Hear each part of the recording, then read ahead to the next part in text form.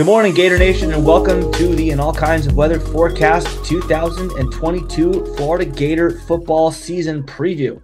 I am your host, Neil Schulman. You can follow me on Twitter at All Kinds Weather, on our new Instagram handle at All Kinds Weather blog, and on Facebook and YouTube under the name In All Kinds of Weather.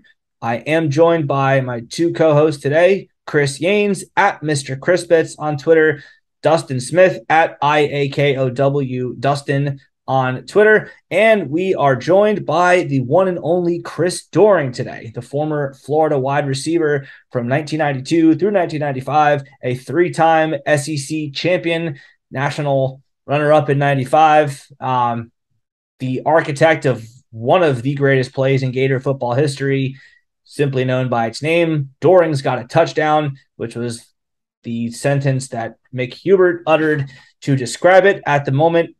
He is with us today to talk about what he thinks about the Gators 2022 Gator football team. We'll go position by position. We'll go game by game. We'll talk about all that momentarily. But before we do, as always, quick word about our sponsors / partners.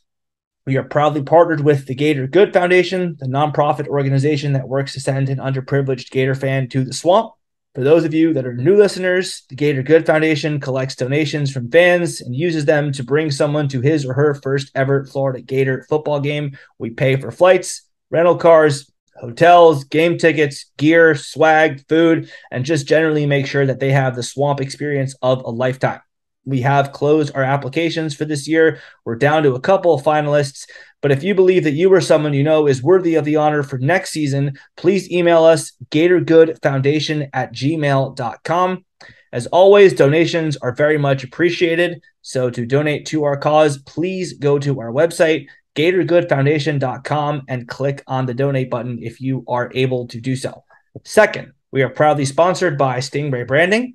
These folks will put a sting in your marketing and deliver results that will wow your clients. Whether it's web design, logo design, branding, graphic design, social media management, search engine optimization, marketing strategy, or mobile app design, Stingray Branding has you covered. If you or someone you know needs professional help in any of the above, here are 3 great reasons why you should choose Stingray Branding. Number 1 is it is a veteran-owned business. Can't think of a better way to properly thank those who serve our country than by giving them business. And 2, it's run by a UF alum and a huge Gator fan.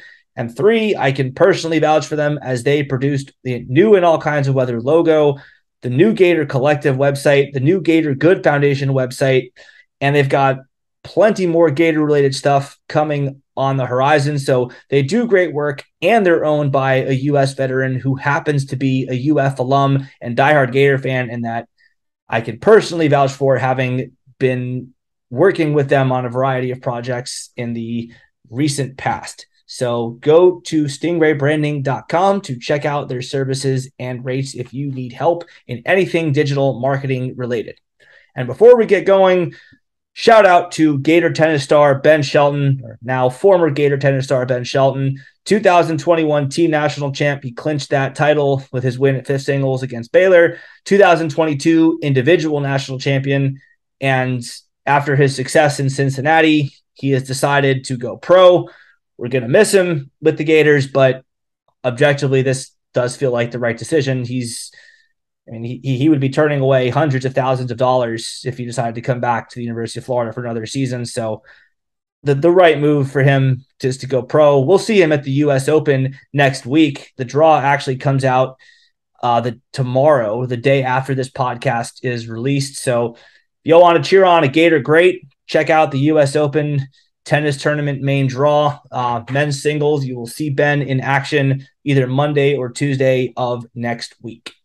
And with all that taken care of, we are joined by Chris Doering, former walk-on, former SEC champion, X3, 93, 94, and 95, a Gator great to say the least, and a returning member of the pod after he was with us a couple years ago. Chris, welcome back. Thank you so much for joining us, and we can't wait to start talking football with you. Yeah, it's good to be back with you guys. Good to be here on the doorstep of another college football season. And it's funny, you introduced me as former walk-on. Like for a while, forever, that was something that I looked at as being almost like a scarlet letter, that walk-on title. So as if people differentiated me from everybody else because I walked on. But I actually think in hindsight, it was something that I take great pleasure in, and knowing that I was a guy that probably beat the odds and was given a scholarship for what I did my first 2 years at Florida before getting that scholarship for my sophomore season. So I embrace it now, but for a while those would have been fighting words for me and you, man. Well, I remember that. I remember we had a discussion on that the last time we had you on the show, but it is something you should take pride in because you did beat the odds. You were not initially expected to be someone that contributed. And then look at you. Oh, Doering's got a touchdown. Doering's got a touchdown. One of the most famous plays in Gator history. 3 SEC championship rings to your name and a nice career in the NFL to boot. So definitely something that you should be proud of. Thank you. So we asked you this when we first brought you on the show a couple of years ago, but it's been a while. We picked up new listeners since then. And so we're going to do this lightning round with you to start off our show tonight. I have a feeling I know what the answer is for the first one, but to keep things uniform with our lightning round, what was your favorite Gator victory to be a part of with the Gators? And then what was your favorite Gator victory to watch after your playing days were over?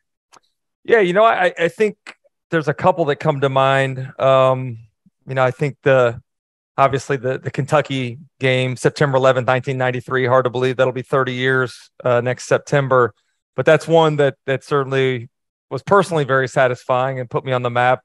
My last game as a Gator in the Swamp, senior day in 95 against the hated Florida State Seminoles, a team that we hadn't done much against in previous years, and being able to stay undefeated and on our path to the national championship game was another. I broke the career SEC touchdown reception record that game. So that was very meaningful to me.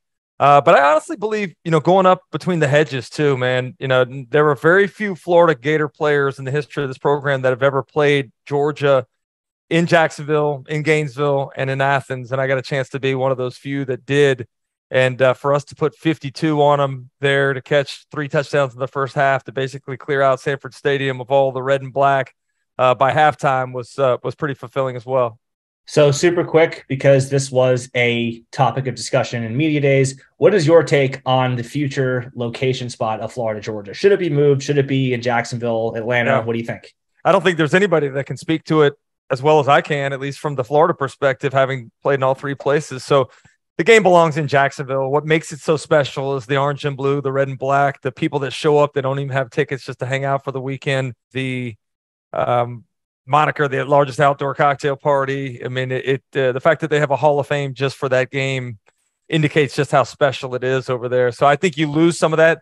The experience that I had having played in Gainesville and in Athens against Georgia was that it was cool. It was a bit of a novelty, but it felt like every other SEC home game. So I look forward to keeping that game there. I love the fact that they changed the rules to be able to have some recruits attend. I'm with Kirby Smart that, hey, it's the biggest game of the year. Why shouldn't we be able to have, some of the recruits we're targeting come out and experience it? So I'm glad whatever changed, I'm glad that happened. It'll benefit both teams for sure. What was your favorite Gator victory to watch after your playing days were over? And I have a feeling it's going to possibly involve a game in Jacksonville if it's not the year after you graduated. What was it? Oh man, the one that comes to mind, and I'm a big Gator fan as there possibly is, having grown up to the son of 2 Florida grads, going to all the games that I did from the time I was 5 years old on, not only in football but baseball, basketball, gymnastics. So when I graduated, that fandom still remained, and I think the game that probably stood out to me, I remember playing for the Indianapolis Colts. I was sitting on the couch up in Indy and watching my former roommate Noah Brandeis alternating with Doug Johnson in that 97 win over Florida State. Can only imagine what the Swamp felt like that night, but really with them being number 1 and us having no chance to win that game, supposedly, to pull that upset off. And these were all my friends and teammates, a lot of the guys that I still played with. And when Doug checked to the 5 semi-face mask, I knew the curl and go was coming to Quez on the outside. So it was kind of fun having a heads up that that's what Florida was trying to hit there on the big play opportunity. That's awesome. I am surprised you did not say the Sugar Bowl against FSU in 97. That was a great one. And again, going back to being a lifelong Gator fan, to finally have the opportunity to say that we're national champions was really special. It was a little bittersweet for me, I'll be honest, to have been on that 95 team that lost in the national championship game to Nebraska, and then to have to watch all my teammates that were still on that team celebrate without me was a little hard. But certainly I'm very proud of the foundation we built and the experiences that we had that led to that moment. But I would say, for whatever reason, man, that the excitement of being an underdog in the game against Florida State, beating Florida State, there's nobody I hate more than Florida State, and so that was the one that just kind of comes to mind. I could give you a litany of them. The Tennessee game when we hit the long in route and run on third down, that was a fun one. Tennessee with Felipe Franks throwing the Hail Mary was the fun one, or not a Hail Mary, that was actually a go route. We'll call it a post or whatever it was, but those are just some of the ones that come to mind. I call that a Hail Mary on air because Tennessee didn't have coverage was terrible. Yeah. Anyway, last lightning round question before we get into the crux of the episode. What is your favorite Gator jersey color combo, both home and away? Oh man, that's a tough one. It's easy for me when we talk home. I'm a traditionalist with the blue tops, the white pants. I'll be honest with you, man. I like the 100-year of Gator football. The throwbacks that year was pretty awesome. The helmets with the block orange F, I'm a fan of. On the road, golly, you guys may remember this when Coach Spurrier was here.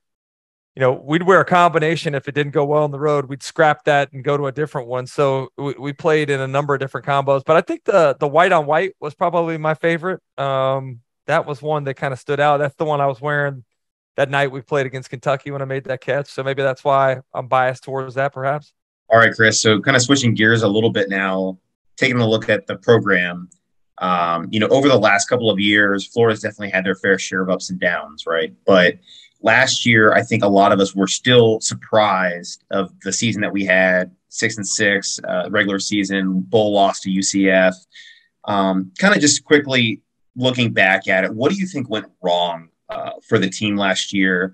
And then sort of kind of then looking forward, how they sort of start to remedy those issues as a team. Yeah, I go back. I did an interview today. Somebody asked me about Florida being 4-7 last year, whatever it was. That was a team that was much better than what their record reflected. After that final couple minutes against Georgia, or the final minute or whatever it was, when things just completely melted down with the 3 turnovers and the floodgates opening, that precipitous fall off after that, losing the games that we did to teams that we were better than. And one of the things that was so remarkable to me about that was, I still consider Dan Mullen to be an amazing play designer, an amazing game plan designer, and an amazing play caller. But that was all gone as well. I mean, you look like Florida in general, players and coaches, were a shell of themselves last year. So I think Florida's a better team than maybe what their record reflected last year. The biggest thing is trying to get that mojo back, right, man? Remembering who you are, like Simba and the Lion King, man. You got to remember what the history of this program is. Remember, who you are when you put on that Gator helmet. And I think Billy Napier is doing a good job of creating that confidence again and putting these guys in positions to be successful and having a great plan and executing it. So I think Florida has some really talented starters on both sides of the ball. I worry about their depth a little bit, and I think that's where things could go off the rails again. But you combine the fact that Florida's probably pretty thin in the first year of a new coach and his tenure here, and you play one of the most difficult schedules I've seen Florida play in a long time. I think it's a team that could be better, but not necessarily reflect significantly and win improvement. Yeah, and kind of going off that just a little bit, I mean, you're obviously very connected around the program. What are your early impressions of Billy Napier and the early impact that he's had on the players, the staff, and just starting to lay that foundation for the program so they can get back to those glory days that you speak of? I absolutely love him, man. I think he was a great hire. I commend Scott Strickland for having an eye on, what he wanted and identifying that in Billy Napier. I feel so fortunate to have had a chance to have gotten to know him over the last, 7-8 months. And one of those times being when we called the spring game for the SEC network, sitting down with him the day before in our production meeting, just listening to him talk about how he put the plan together, knowing during COVID, that he had some extra time, really putting a lot of thought into when he got that inevitable Power 5 job opportunity, how he wanted to structure things around him, the support staff that he would need, the plan for execution. Like it strikes me as a very detail oriented guy with a hand in every single thing within his program. And I think that's something that I'm really excited about. And I also watching him at practice, man, it just reminds me of Coach Spurrier, the way he's involved with the quarterbacks, the way that he's out there actively coaching, the passing game and offense in general. So I think there's a lot of things to be excited about. Obviously, I was critical of the Florida fan base, a portion of them earlier in the offseason, because I didn't necessarily think that it was the most supportive voice of a guy that hadn't even coached the game yet. But I think you've seen some improvement in commitments from the recent 2023 class that they're putting together. I think everybody's kind of excited, and now it's like, hey, let's go out there and play. Let's see how we are, but understand it's a program that's in need of a major overhaul. This is not a cosmetic fix. I talked to one of the outgoing coaches last year, and he said, Chris, man, we don't have any elite SEC talent. Maybe with the exception of Kaiir Elam last year, there just was not a whole lot of elite SEC talent. And the ironic part about it was in the 2020 season, I think having Kyle Trask, Kyle Pitts, Kadarius Toney covered up a lot of the deficiencies that they had on the roster. And so I don't think fans really maybe understood exactly where things were in terms of the talent or lack thereof. So Chris, thanks for being on with us. It's always a pleasure to be having conversation about Gator football with you. I know, generally speaking, you're looking at the entirety of the conference and even the nation. So anytime we get the chance to talk about the team that you love, it's always great. Thank you. Now, you played wide receiver, and not only did you play with some great quarterbacks, but you've seen some of the best quarterbacks ever to play the game. I want to talk to you about Anthony Richardson. He's a guy who many Florida faithful think he has the talent to potentially be among the best when it's all said and done with his career, but he also has a lot to improve on. What are your thoughts on Anthony Richardson? What would you say his ceiling is this year, and what is your overall expectation for how he's going to play? Well, one, I love the kid, not only because he's a Florida Gator, but because he's a Gainesville boy. Growing up here, being from East Side, had a chance to watch him play against, my son he was at PK Young. And so it's always fun to have success from those that come from right here in the shadow of Ben Hill Griffin Stadium. I also, look at this guy as somebody that I put on a lot of people's radar last year. I think a lot of people thought it was going to be Emory Jones, which it was at times, but I talked very highly of Anthony Richardson last year. And I still think the things that made me high on him last year exist, but it's got to be more consistent, right? Consistency when it comes to throwing the football accurately, consistency when it comes to protecting the football, not putting your defense in bad situations, not giving up defensive scores to the other team.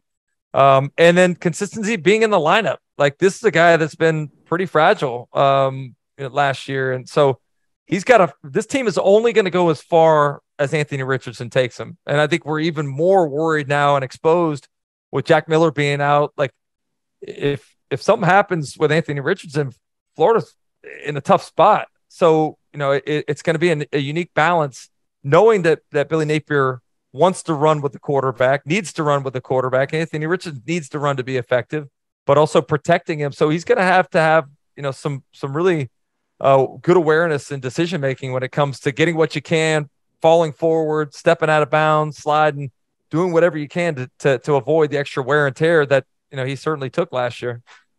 Yeah, that's excellent.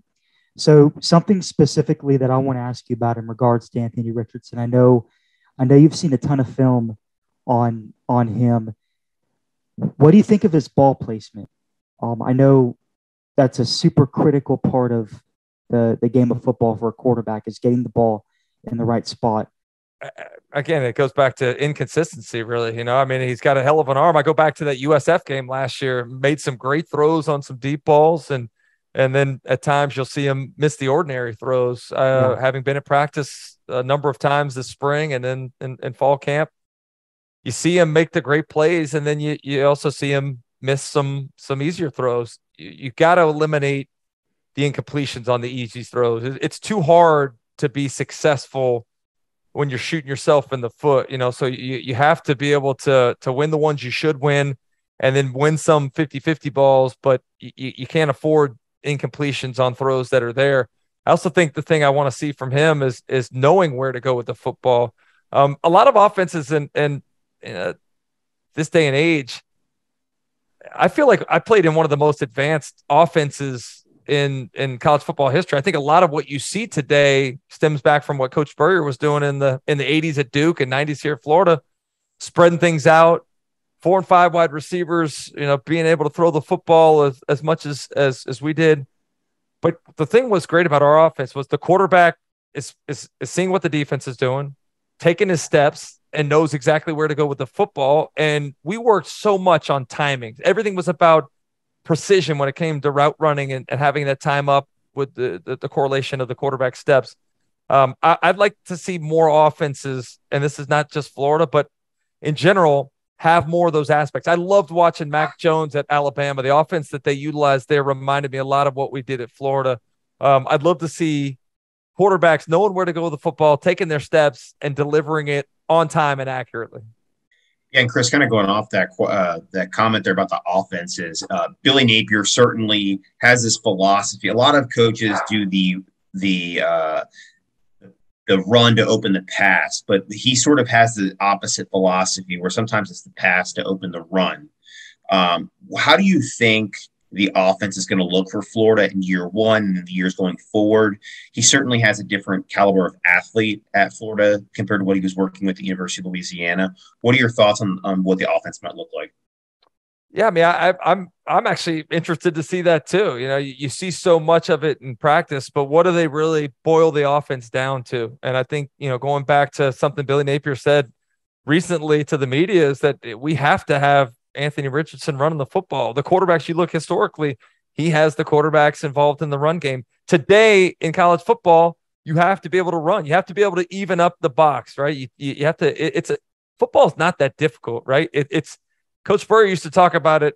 Hey, let's throw it where they ain't, or let's go where they ain't, right? If they're going to play 2 safeties back, then you should be able to run the ball. You got an advantage in the blocking scheme, so you should be able to run it successfully. When you have a quarterback that's involved in the run game, that has somebody else committed that has to, it evens up the numbers in the box. So, I think you'll see a lot of that, particularly with Anthony Richardson.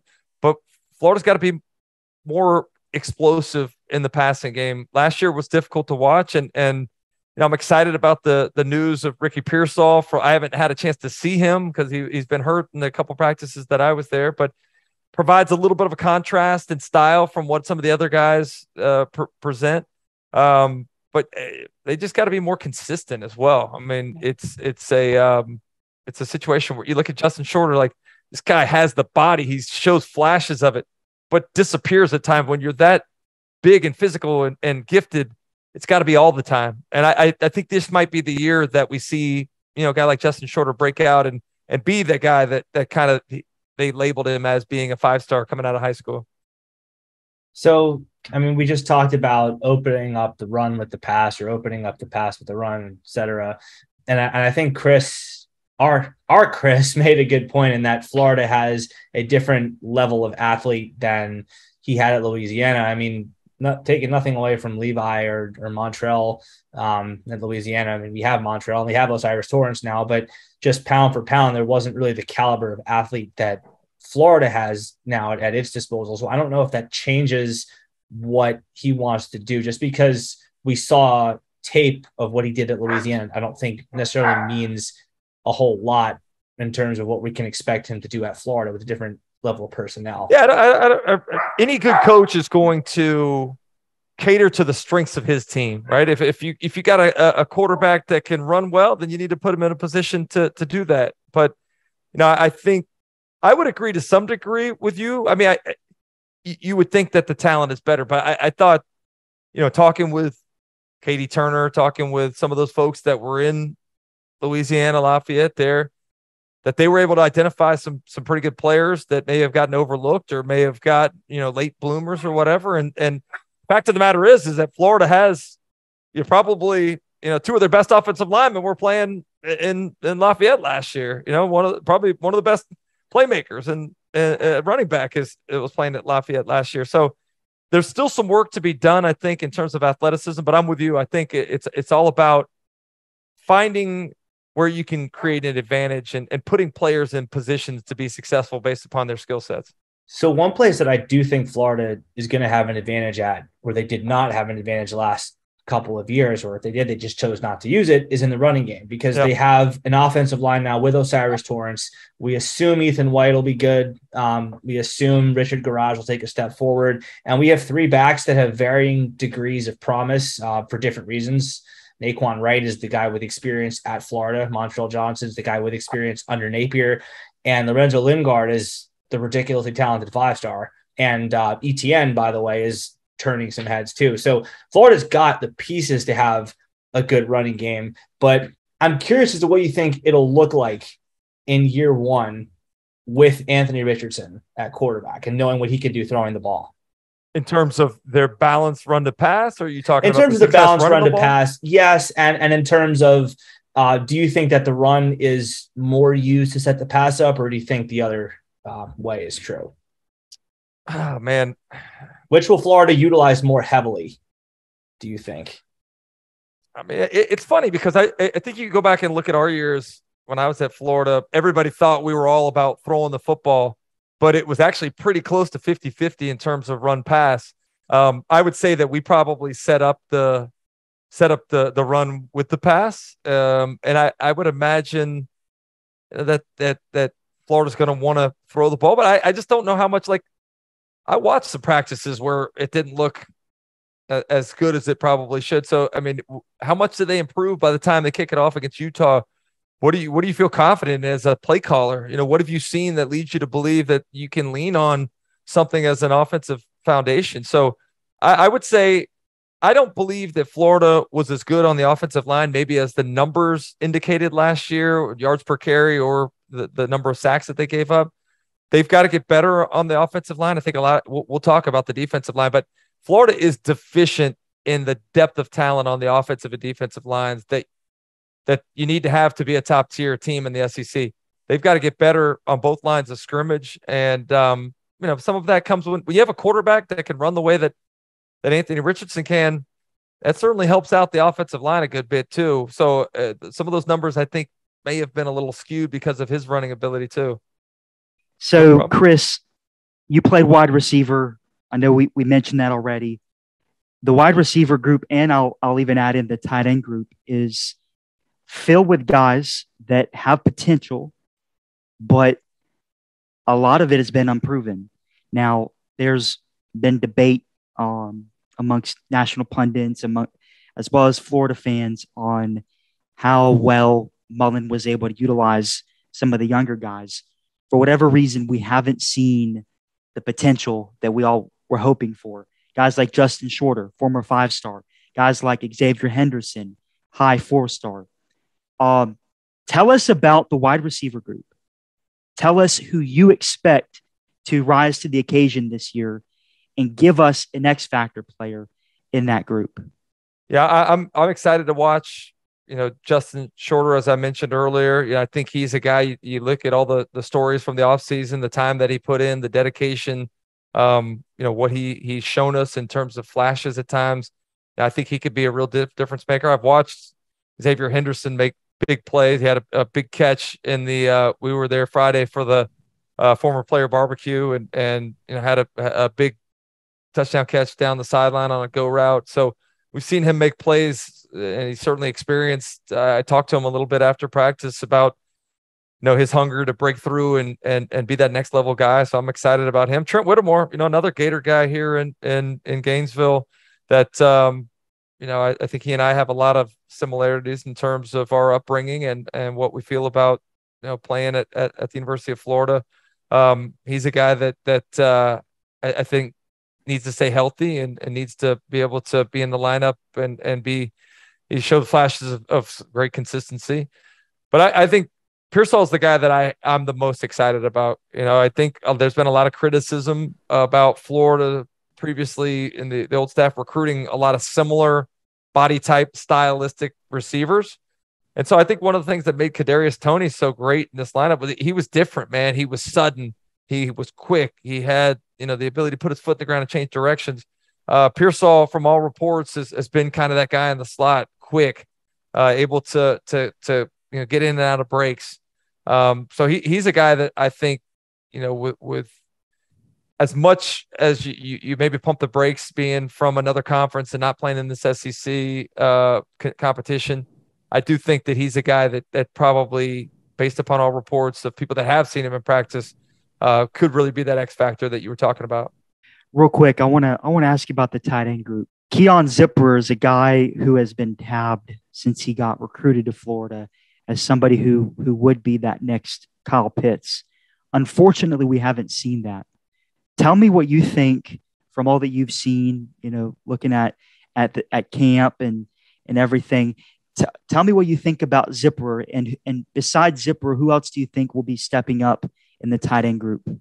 Yeah, I mean, it's interesting, isn't it? Like the spring last year, they were devastated at that position, or this past spring, so much so that they moved a player over that was on the defensive side of the ball that everybody's kind of excited about. Xanders. I mean, it was Billy Napier was talking about him in the spring as being a guy that could really contribute, not just a placeholder. Nick Elskins is a guy that I'm very curious about. I'm excited to see, what he looks like when things are fully healthy and unwrapped and unleashed and ready to go. But I think, Zipper is the guy that has the most experience. He's been productive.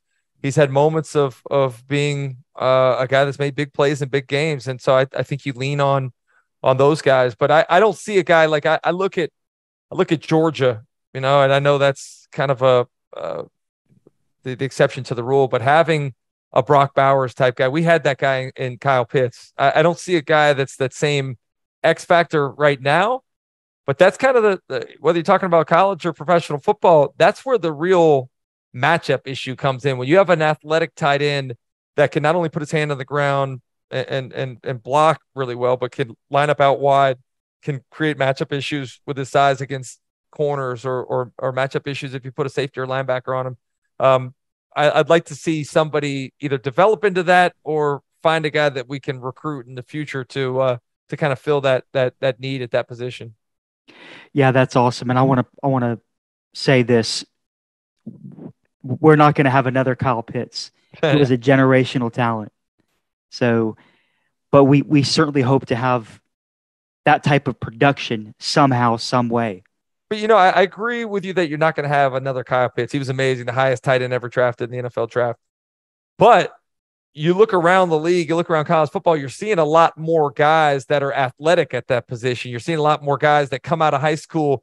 The fact that Brock Bowers at Georgia was a freshman last year and did as much as he did speaks to, how well prepared and coached he was coming out of high school. So I think as that becomes a position in high school where you're seeing more athleticism develop there, then that'll filter into the college level too. But there are guys out there, and I'm interested to see, if somebody on this tight end group can become a bit of an X factor that can move out wide, that can play in space, that can also put his hand on the ground and be physical in the run game. Well, Chris, kind of switching gears, we talked a lot about the offense. Now we're going to switch to the defense. I think this is an area of the side of the ball where Gator fans are very eagerly hoping for a big improvement, or at least some sort of improvement. The last couple seasons have not been great on that side of the ball. Talking about Patrick Toney, I think there's been a lot of good things said about him. He's sort of known as a tactician, teaching guys technique, and has coached up some great defenses in the past at University of Louisiana. What are your early impressions of him and what we could expect from the defensive side of the ball this year?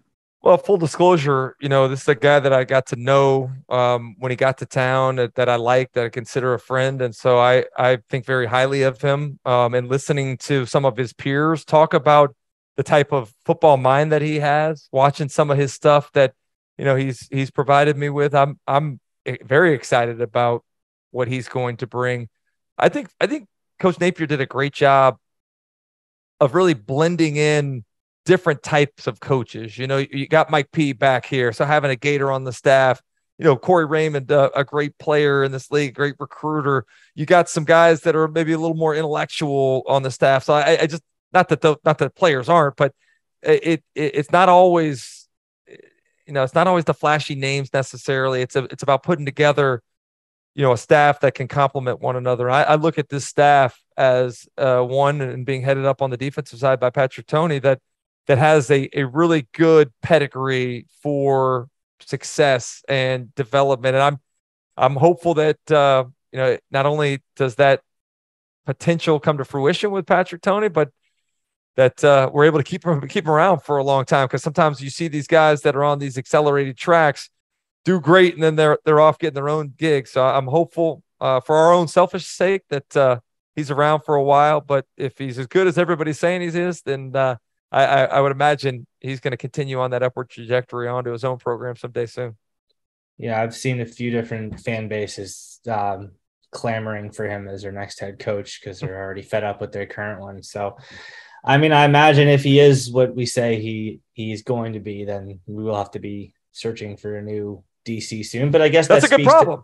It speaks to Napier's ability to hire the right staff, right? That's exactly right. Like, if people aren't coming to try to cherry pick your staff, you're not winning. You look at Alabama. Look at what Nick Saban's had to constantly do in terms of replacing coordinators. But I do love the setup now. I like the fact everybody's made a big deal out of the team picture and the 122 support staff people that were in the picture. Like, Florida's on par now in terms of off-field folks and analysts and everything else that, they not only have the ability to help now, but it's a glorified bullpen. When you get good and you're losing coaches, bring those guys up that are already familiar with your program, already familiar with the culture there, and you plug and play with a lot more ease. I mean, promise number one was kept. Napier comes in and says, "I'm going to build an army." He did, right? That. He did so far. I mean, so that bodes well. That was one of my favorite things in talking to him. He told me that he knew what he was going to be allocated in terms of money to pay the support staff that he visualized he needed before he actually knew what his own salary was. The fact that he knew and was unselfish enough to allocate funds that maybe could have gone to him to what he needed to have the right people around him speaks to a guy that understands how to build a team, how to create a successful organization. Chris, really quick, just following up on that, do you think that kind of comes from his experience with working with coaches like Nick Saban, Dabo Swinney? Obviously, he talks a lot about his dad and how he was an influence on him. He just seems like a guy that has priorities in the right place before he puts himself anywhere near that. Yeah, I think you're right about that. I would say, in listening to him talk about the impact that his father had on him, being around practice every day, being as involved as he was, and watching his father run the program. I think that had a big impact on him. I think having, again, the opportunity to coach with one of the best of all time, and Nick Saban, and a guy that's been dominant recently in Dabo Swinney. I tell the story all the time. I was in Tuscaloosa this past spring at Alabama's Pro Day, and two people from Alabama's staff, unsolicited, came up to me and say, "You guys got the right guy down there." Like, the validation and seal of approval from those folks, knowing him the way that he did, identifying him when he was a wide receiver coach there as a guy that was going to be an up and comer, and understanding that he is probably a very good fit for what Florida offers or the potential that it has, had me feeling very confident when I left that day. Yeah, definitely. I mean, there's a picture going around of the 2015 Alabama coaching staff. It's got Kirby Smart, Mario Cristobal, and obviously Saban as the head coach, but then Napier as the receivers coach. It's just absolutely insane. Let's talk about the defensive line. Let's talk about where the game is won and lost in the trenches with Coach Chaos, Sean Spencer, former NFL coach, working on one of the most important positions there is in the game of football. How important do you think it is to have a guy with NFL coaching experience be the coach of the defensive line for a college team? Well, I can speak to my own experience. Like, at Florida, I played for Dwayne Dixon, who played wide receiver at the University of Florida. In the NFL, I had a number of different wide receivers that played in the league. Kenny Jackson was one that I had at Pittsburgh. Like, when you have a coach that's played at the level that he's coaching at, it's instant credibility, right? It's not a guy that read something in a book and is telling you to do it based upon what somebody else told him. It's a guy that actually has been in the trenches, that have been in the war, that understands, the not only the physical requirements, but the mental grind and everything else. So I love, I think Coach Spence is a great addition to the staff. You talk about a guy that brings energy to the team. But just the experience, him and Mike P, like, these guys can speak to how you play, how you rush the passer, how you're able to affect the opposing offense. And so I'm very excited again about the staff they put together. But I look at Brenton Cox as a guy that stands out to me, a guy that has tremendous upside and has shown the ability to be a player that can disrupt and be an impact guy on the defense, but at the same time hasn't necessarily always been the best teammate in terms of doing what his assignment is, freelancing on his own at times. I think having a guy like Spence or Mike P or some of those guys around him that have played at the highest level that can speak to, all right, you want to get to the NFL? You're a great player. Here's what you have to do to not only get there, but give yourself an opportunity to stay there. And so I think having those voices will help him out tremendously in terms of his development and discipline as a teammate to 10 other guys on that side of the ball. Yeah, and kind of you mentioned Coach Peterson and kind of shifting over to the linebacker room a little bit. I think that's a room where there is a lot of potential. People are very excited about freshman Shamar James. He seems like he's going to get a lot of play time. He's had a good camp thus far.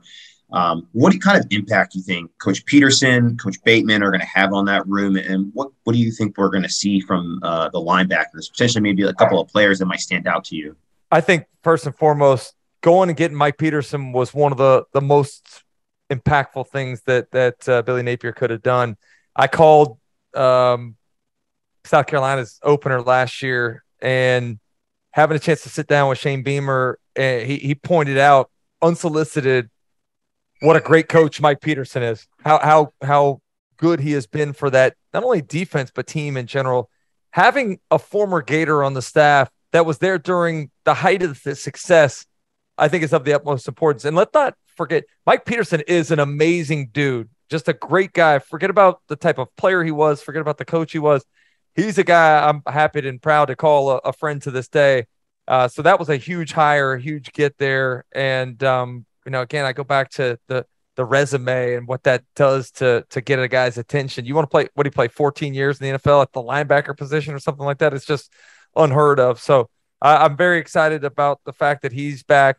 I look at, just in talking about in general, the linebacker position. I don't know how you guys feel about Ventrell Miller, but Ventrell Miller is one of my favorite Gator players of all time, and having a chance to get to know him a little bit more, looking at what the defense was last year with him out versus what it was when he was there, looking during the spring when he had to be at class and how different the defense looked when he was out there versus when he was gone at class.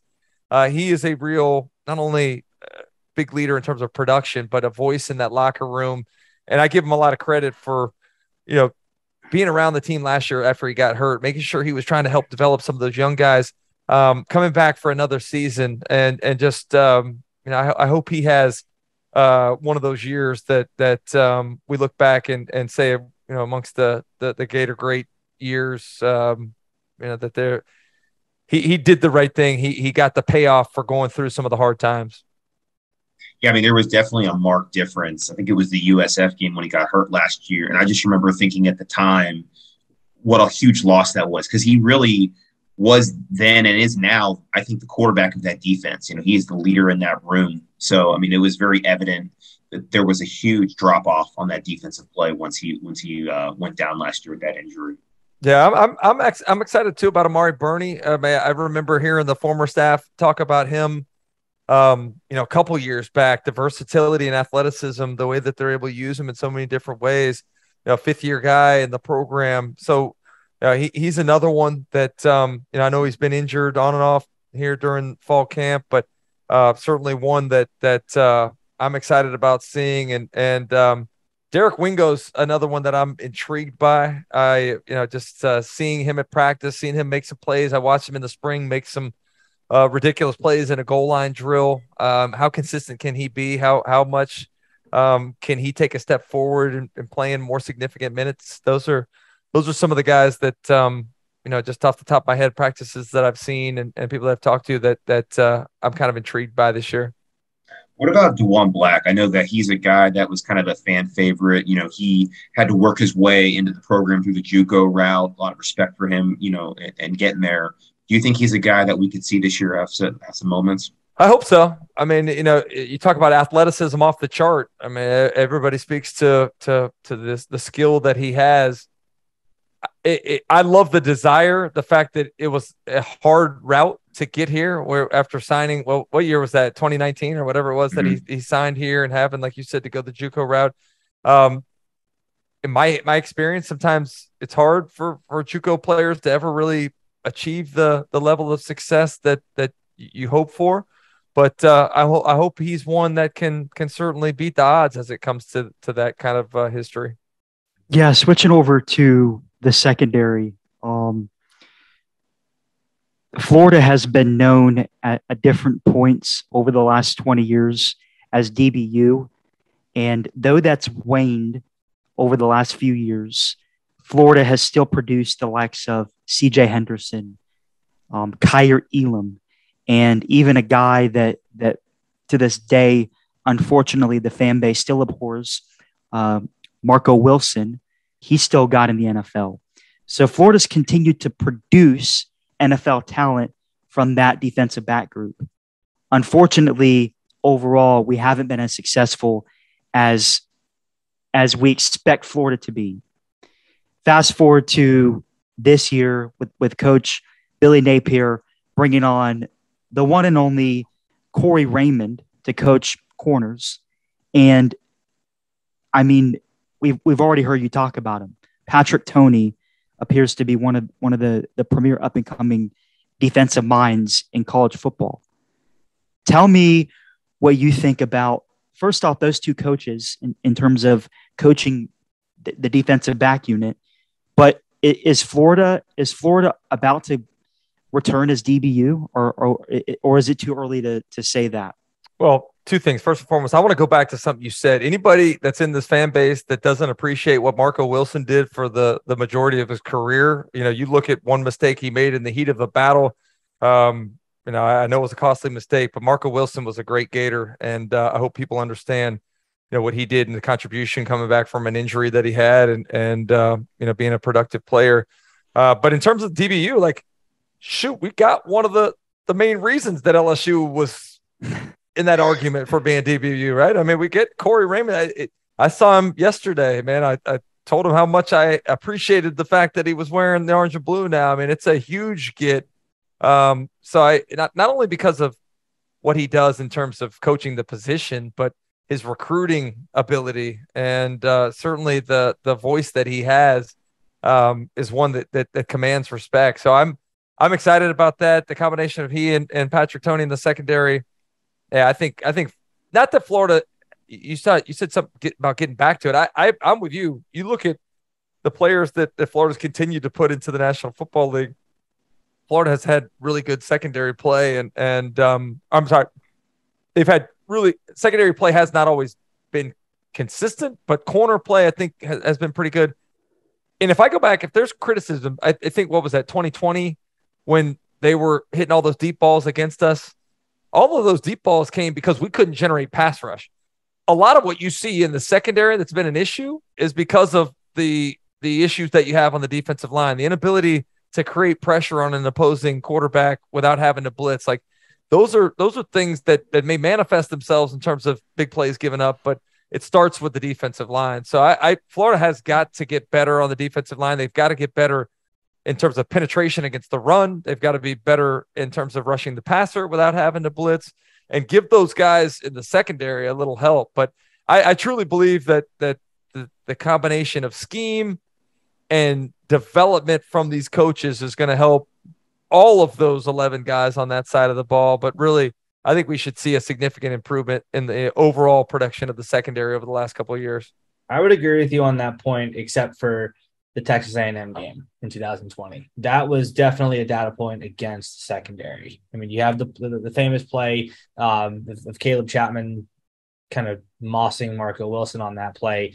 Yeah, the pressure could have been a little bit more existent, I guess, but a couple plays like that. I mean, Brad Stewart missing a tackle. Ventrell Miller missed a tackle too. I mean, he's not a defensive back, but the secondary was bad in that game. I think every other game, though, that year, I think 11 of those 12 games, definitely the defensive line could have done more than it did. Sure. Even to your point, though, you talk about him getting mossed.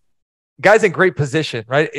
I would never want to play cornerback. It is a very difficult position to play. Sometimes it's tough in those 50-50 situations. And but yeah, there's a lot of improvement that could have taken place. That Florida was historically bad in 2020 as a unit. They got marginally better last year, but that's not to the standard of what we're used to at the University of Florida. I mean, Florida's known for having great defensive units. Florida's known for having tremendous defensive line units. Like the history of the defensive line play at the school is amongst the best in the conference. And I don't think you've seen Florida over the last couple of years having the caliber of player that you should have at Florida and is in the state of Florida. Florida's got to get back to keeping the top players in the state of Florida in the state of Florida. You can't lose them to Clemson, to Georgia, to Alabama, to LSU.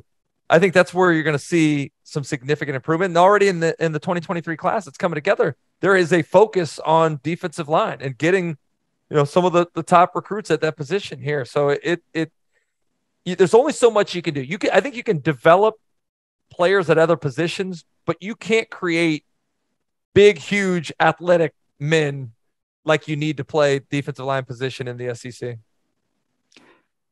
Yeah, Chris. I mean, I agree with you 1,000% about the defensive line.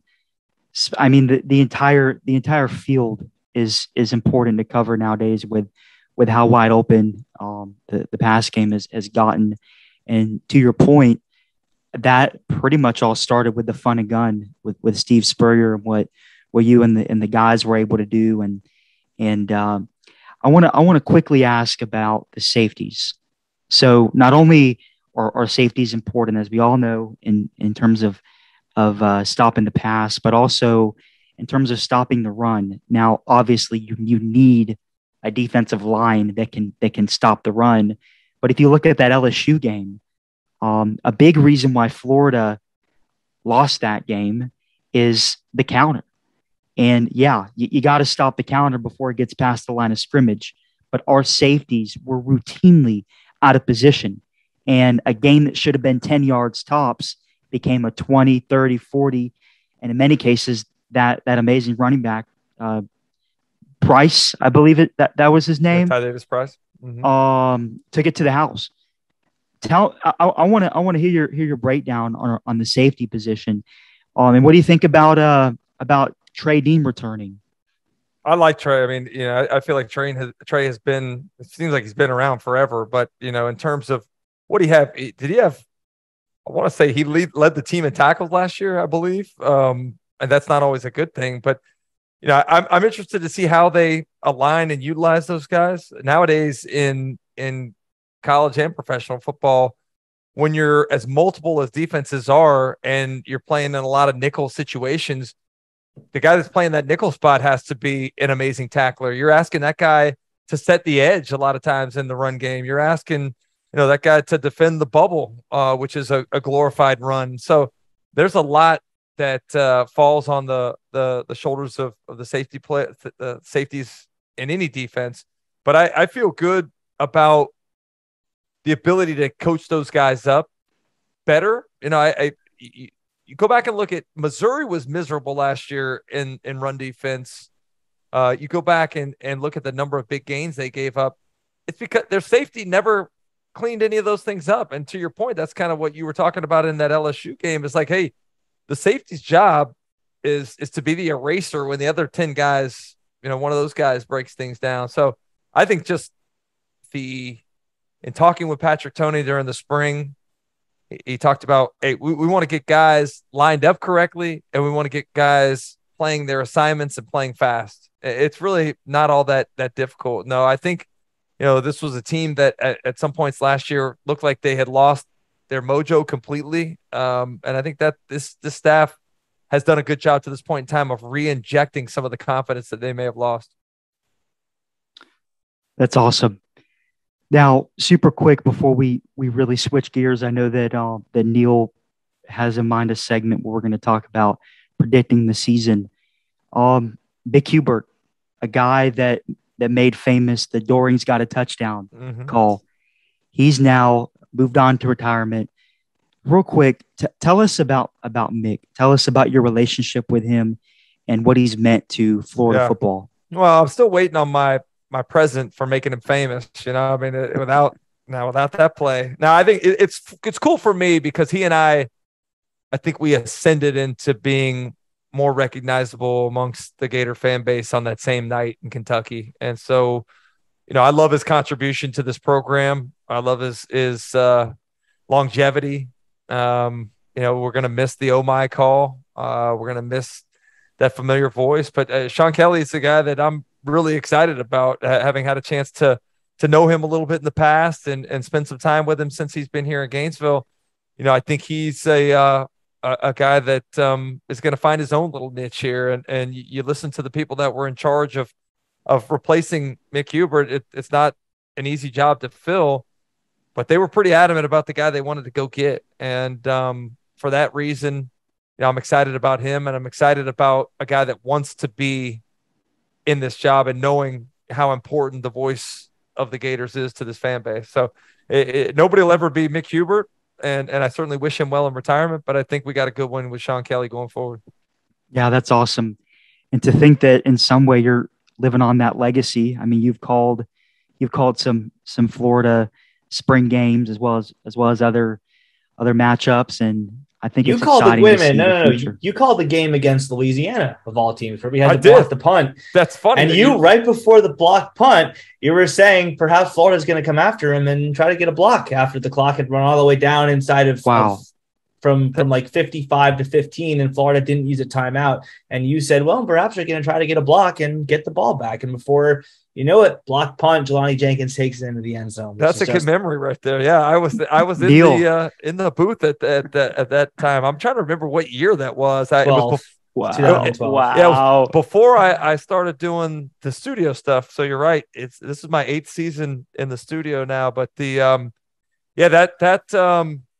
that was a memorable game, and the irony of being against Louisiana is even more funny. But I don't even remember what was the question. What were we talking about? What was the? We're talking about Mick Hubert and legacies, and how you helped create his legacy. But I say that tongue in cheek. I mean, I still get chills. Somebody sent a video to me the other day that had that call in it, man. And I just it makes the hair on my back, on my neck stand up, and it just seems like yesterday that happened, man. Again, I said it earlier, but hard to believe it'll be 30 years next September. So it was so prophetic. Here's the call, by the way, for those who don't. Teams have been tremendous in recent years at blocking kicks. Perhaps they're thinking maybe they're going to get a block and try a field goal. They're blocked. Picked up by the Gators at the 35. Jenkins. Touchdown. Absolutely incredible. I'd love to say that was prophetic, but that might have been the fan in me coming out a little bit with some wishful thinking as to what I was hoping going to happen there, Fair enough. Yeah. Always humble. All right, so time for the big finale. We did this in the State of the Program Address podcast, but we're going to let you do it as the professional analyst on our show, just going game by game, predicting what % chance you think that Florida has to win the game. Dustin was not able to be a part of that, so he's going to give his projections too. Is this where I get in trouble with the Gator fan base for not being a big enough homer? This is probably where it happens. That will depend on the % chances you give. You control that. That's in your hands, not ours. I can tell you, at this point in time, we're going to shift from me being a little bit more of the homer Gator guy to the more of the ESPN SEC network analyst guy here, because I think this is a schedule that's going to be really difficult to manage. We'll go through it and look back at the end, but I think if Florida can win, if they were somehow able to win 8 games, I think that's an amazing season in year number 1 with the schedule that's ahead of them.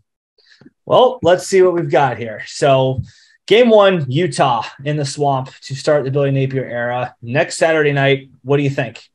So this is one I don't have any idea why I feel this way, but for some reason I feel pretty good about it. I think maybe it's the heat and humidity. Maybe those folks coming from Utah are going to be a little shocked playing in the Swamp. Everybody's kind of high on this Utah team, and talking with a lot of people that know that conference well, feel like they're going to win that league and maybe be a college football playoff team. But for whatever reason, I feel like Florida has a good chance of beating them. So I'm going to go 55% chance of beating Utah. Okay. I said 52, so that's higher than me. Dustin, Okay. What do you think? I'm going to go with 57. I think the Swamp is going to be rocking. It's going to be a big time atmosphere. But Utah's a really good team, and I would not be surprised if they pull it off as well. But I'm going to go 57. All right. Next up is the team that you think is going to go 11-1 this season. And Chris, our Chris has been dying to ask you about this, so I'll just let him synopsize it. Not necessarily about the prediction, but the because I think when I went through their schedule, I could definitely see them winning 9-10 games again. There's certainly the talent, the coaching ability, but obviously the news came this week that Chris Rodriguez is going to be suspended for the first 3 to 4 games. They'll probably win most of those games without him, but does that change your outlook and your prediction for the Florida game? It certainly doesn't help. Having one of your best players not available, but if you ever had the ability to lose one of your best players, the running back position is one where they have some pretty good depth. Kavosiey Smoke was a pretty impressive player for them last year, running the football too. So I just think it's a bad fit for Florida because they're coming off of this Utah game, the debut of Billy Napier era, playing against a physical Utah team. Kyle Whittingham's teams are always very physical. Whether you win or lose that game, you could be coming off a hangover from winning, or you could be coming off a hangover for losing. Right now, I think Kentucky is a team, a program that's ahead of where Florida is. That's no indictment of Billy Napier. He's got some work to do, but I think this is not the team that we beat 31 years in a row. You look at the last 4 ball games, we're 2-2, including a loss in the Swamp to them. So I would say I'm going to give Florida a 43% chance of winning. I said 59. I definitely think it's possible that Florida loses, but I just think there's a talent advantage, even with the deficiency in recruiting that was present in the last half. I still think Florida has a talent advantage, but I could definitely see that street fighter of a program coming in and shocking us. They did it the last time I was at that game, 18. So, Dustin, what do you think? You said 57 for Utah. What have you got for Kentucky? Yeah, so to Chris's point, I'm actually going to give Florida a lower percentage chance of beating Kentucky than beating Utah. And I'm going to give Florida a 56% chance to beat Kentucky. Okay, so virtually identical, mid-50s in both. So game 3, South Florida, I don't think we need to spend too much time on this. Florida's that's a game. USF's not in great shape right now, so I'm going to go, 85%, 90 maybe, I don't know, something like 85. that. Oh, I gave them 98, I think. Did you? I wasn't sure what they're bad. They're really bad, but they were 2-10 in the American last year, and they're not going to be much better this year, I don't think. Yeah. Dustin, what say you? Yeah, similar to the ESPN FPI, we can't give any team a 100% chance to win a game because, there's always some remote case where it doesn't happen. But I'm going to have to go 93%. Okay, fair enough. Game 4 at Tennessee, the first road game of the Billy Napier era, the first road start for Anthony Richardson. It is the first road start for Anthony Richardson. So what do you think? Man, I'm going to give the edge to Tennessee, just playing at home there in that environment. I do think that Florida and Tennessee are pretty similar in terms of where they are right now. I think Tennessee probably exceeded expectations from last year, but I know there's a lot of emphasis on them beating Florida, getting that monkey off their back. So I'm going to say Florida has a 48% chance of winning up there. That's exactly what I gave it to. I was right on the dot. So, yeah, Chris, I think this is going to be a heartbreaker for the Gators. I'm giving Florida a 45% chance to win, but I mean, yeah, I think this is going to be the year that Tennessee gets it done. So I went really low on this one. I said 32. And it's not even because I think Tennessee is that good. I mean, they're good. They're a good team, but they're not world beaters. But I think that this reeks of a game where Florida turns the ball over 5 times. The crowd noise got to Florida last year in a stadium with half the capacity of this one and probably half the rowdiness of Neyland, who has particular venom towards Florida. So I'm not super high on the chances of this one happening. The next week is not the case. Eastern Washington. Do we need to spend time on this one? 99.9. We going with that? Is that the highest we can give? Yeah, that's probably fair. But before we go any further, you said Utah was 57, right? Dustin said. Dustin, you said 57. What did I say? 55. Yes. Yeah, he's got 55 on Utah. 55. My bad. Yeah. 55. Okay, Kentucky, you've got 45? 43. I'm keeping track, Neil. You got it? Okay. Yeah. All right, Chris. All right. I forget what I was saying, so I'm glad you were. Thank you. That's good. I'm glad. I thought I had that in my mind, but obviously not. So, okay, Eastern Washington, Dustin, 99. I mean, it's going to be a bounce back game. Hopefully Tennessee serves as a learning opportunity. I know that Billy Napier is big on teaching, so yeah. Fair enough. Nice, quick, and easy. Next week, Missouri, homecoming. A little bit of payback on Florida's mind, too, after the May the Force be with you thing, sort of slam dunk on Mullen's tenure. What do you think, Chris? It's interesting, isn't it, man? For whatever reason, we've struggled with Missouri. You know, I think back to that.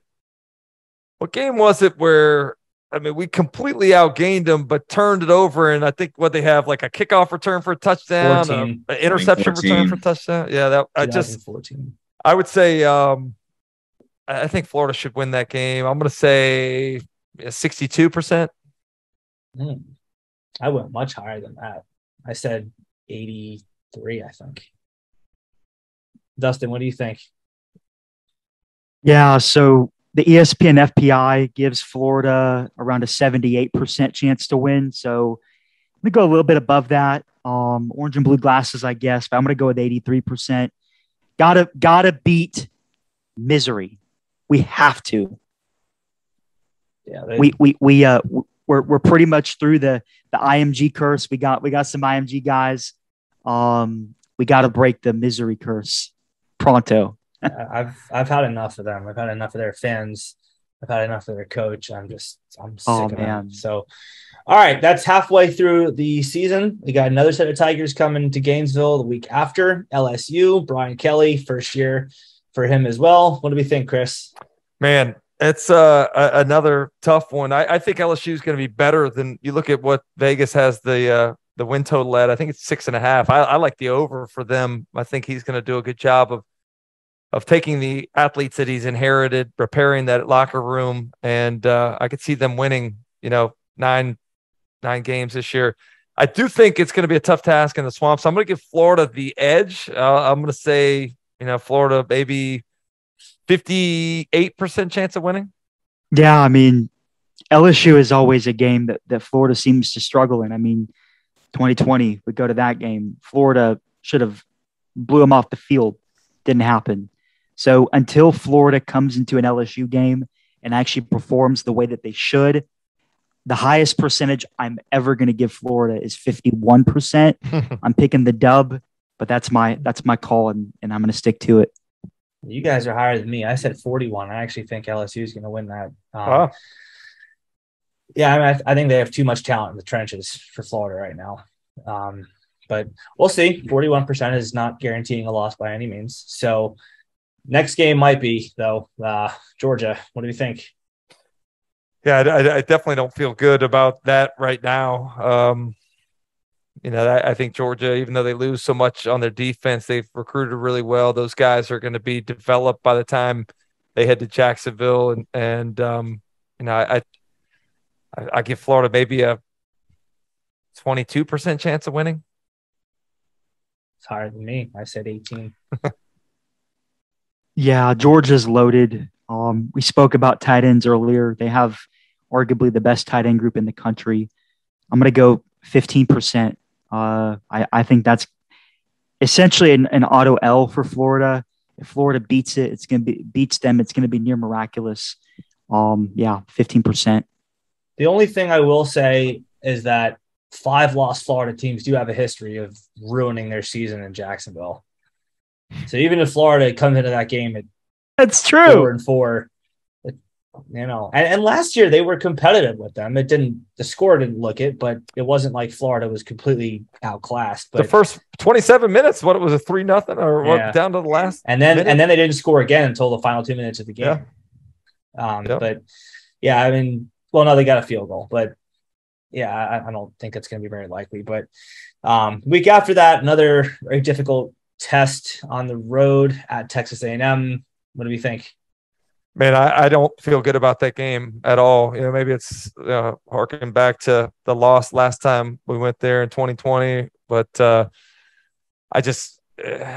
not huge on Texas A&M either. That's the funny thing about it. Like I think they have issues at the quarterback spot still. I think they have issues at the wide receiver spot. I think they lost a lot of talent at their front seven, losing Mike Elko. I just think that it's a pretty. I don't know if you guys have been there. It's a pretty unique home field environment that they have. And you mentioned, Neil, earlier the struggles of Florida playing in some of those more raucous arenas last year.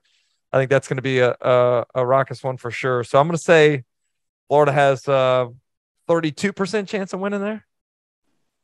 I think that's exactly what I might have said 31, but that's pretty close. Dustin? I had to. Yeah, Chris. Obviously, you got to take off your Gator fan hat and former player hat and put on your media hat. Well, in that dream scenario where we once again put that Florida fan hat on, if Anthony Richardson was to have a Heisman season, a 2007 Tebow-esque type season, this Texas A&M game would be that marquee Heisman moment if Anthony Richardson was to go into College Station and come out with a dub. I don't think it's going to happen. I agree with you. 35% Florida. That's my number for them. All right, South Carolina and the home finale the following week. Yeah, South Carolina was probably the most disappointing. Wow, I'm thinking of a couple different disappointing moments, but that was one of the more disappointing games where they just completely did not show up at all. I think Florida's better than what they looked against South Carolina last year. It'll be interesting to see how Spencer Rattler is able to lead that offense. I love Shane Beamer, love what he's building there, but I think it's a game that Florida should and will win. But after the way they gave it up last year, I don't feel like I can make it a really high percentage, but I'm going to say 63% chance. Yeah, senior night, I think Florida comes away with the dub. I'm going to give Florida a 75% chance to win. Nice. Pretty easy. I said 77. Vanderbilt in the SEC finale. What do we think? Yeah, I mean, Vandy's got a ways to go. I mean, they are by far the worst team in the league right now. So that should be one that Florida's able to win. Although, I look back and I probably won't ever be invited back as the honorary Mr. Two Bits after losing a homecoming game to Vanderbilt. That's one of the more embarrassing moments on my resume. So I don't think that'll happen in this one, but I'm gonna give Florida. The hard part about this playing, I don't know if you guys have gone to a Vandy game, but playing up there, it's hard. It's a home field advantage because it's such a bad home field. Like there's no energy in the stadium. It's hard to really get going. That could be a game that could be a noon game, that you're playing at 11 a.m. local time. So some of that works against you, but I think Florida's, much better team. So I'm going to say, 90% chance. Yeah, 92%. I think Florida's got it. Yeah, that would be a catastrophic loss if Florida were to lose that. Yeah. It probably would be up there with losing to USF or Eastern Washington, although it is on the road, sort of, I guess. But all right, finale, FSU in Tallahassee, Black Friday. What do we think? I love that game's on Black Friday night for you sure. Do? You don't like it? I didn't think anybody did. I love it, man. It's better than playing at noon on Saturday. I mean, that's where we've been relegated to with both programs being as down as they are, but get a chance to stand out a little bit on Friday night. It's hard to handicap because much like we're not sure about what Florida's going to be, Florida State did show some improvement last year in the second half of the year. But I still think Florida's in better shape right now. Playing in Tallahassee makes it a little more challenging, but I think Florida's a 63% chance of winning that game, probably. Good pick, Chris. The ESPN FPI actually really likes the Noles, has them with about a 56% chance to win. I completely disagree. I know I'm arguing with the computer, but I'm going to give Florida a 60% chance to win. Y'all are lower than me. I said 70. They're going to have to get better in the trenches. I think they will, just because they can't get worse, but they're going to have to take a big step forward for me to really trust them. So, Chris Yanes, what have we got? So, adding up all the percentages, Chris has about 7.2 wins. Okay. If you go strictly off, if we're going win-loss on, if we get over 50%, he actually has us going 8-4. So, to what he said earlier, would be a good season. Either 7-5, 8-4. It's funny that you say that because I was going over the schedule here in my mind. I think Florida finishes 7-5. There's a couple key games that could swing it one way or the other. I certainly believe that the LSU game is one of those that is a big swing game. But I think I've seen Stinch on the SEC Network predict 6-6. I don't think it's quite that low, but I certainly don't see us winning 9 games either. So I'm with you there, and that 7 or 8 game slot is probably about right. Well, yeah, Chris Doering has us at 7-5 or 8-4. Always a pleasure to have you on our show. I think that's it for this one. Y'all know where to follow him. You can catch him on SEC Network talking about all 14 teams in the league. At Chris Doering on Twitter. Chris, thank you so much as always, and we look forward to having you back again at some point, and hopefully the not too distant future. Sounds good, man. It's good to be with you guys, and go Gators. Go Gators. Go Gators. All right, y'all. That was fun. I enjoyed it, man. Thanks for having me. Of course. Thank you so much for coming on. Yeah. Talk to you guys soon. See ya.